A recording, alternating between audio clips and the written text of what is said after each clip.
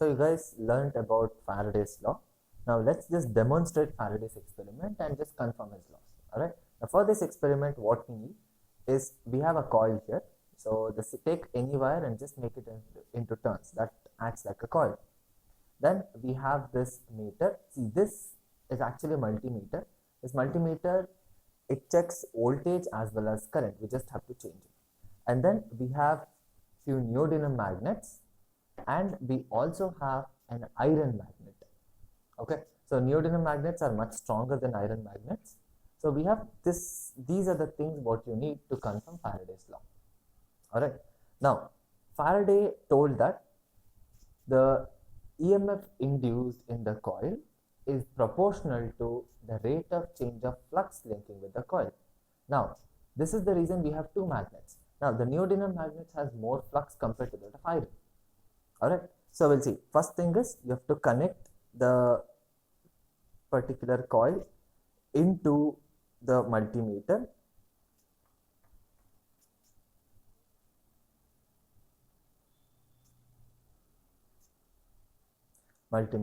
Now I'm setting this into 200 millivolts so that whenever a small change in voltage is appearing in the coil, this will detect it. Alright, now first we'll take the iron magnet, the bar magnet, and check how much of voltage this will get with the coil. Now as you can see, we are getting around 0.1 millivolt. 0.1 millivolt. Now I want you to see one more very important point, that is here if you can see, you will get a minus sign. Okay, so you get, see, you get minus. Oh, so sorry, this has been disconnected. I didn't even check that.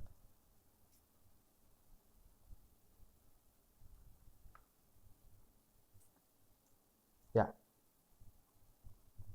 So you can see there is minus, there is plus. Minus, there is plus.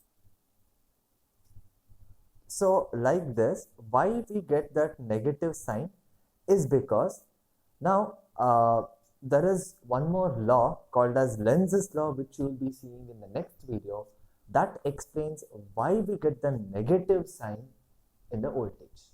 Now same way we'll do it for the current also. Now I'm changing it to 200 microamperes. So in the current, see, you get positive, negative, positive, negative. So I'm getting about 0.3 microamperes of current. Now when we used an iron magnet, the flux is very less. That's the reason EMF is also very less. Now we'll take the neodymium magnets. This is about 1.8 Tesla. Okay, so in this particular thing, so when you do this, see, we got somewhere around 8.4, 1.4, 2.9. So it's changing. Now Faraday also told one more thing. As long as there is change in magnetic flux linking with the coil, EMF is induced. Right? Now suppose if I move this and if I just keep it, now as you can see, there is no current or there will be no EMF also. So this confirms that Faraday told there is no EMF when there is no change in magnetic field. This confirms. And if you do if the magnetic flux changes very rapidly, then more EMF will be induced. That's the reason if I just remove the magnet quickly, then more current will be produced.